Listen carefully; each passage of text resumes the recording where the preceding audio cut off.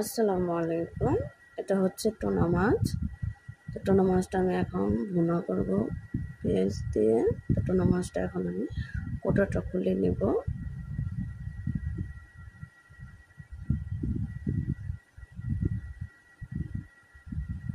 পেঁয়াজটা কেটে নিয়েছি, এখন তাহলে ভেজে নেব।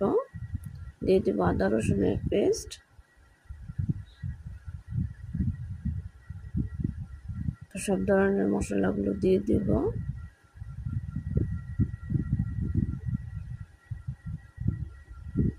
তার মশলাটা হালকা একটু ভেজে নেব।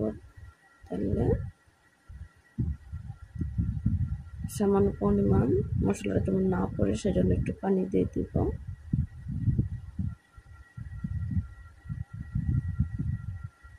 মশলাটা কষানো হচ্ছে, এখন দিয়ে দেবো লবণ।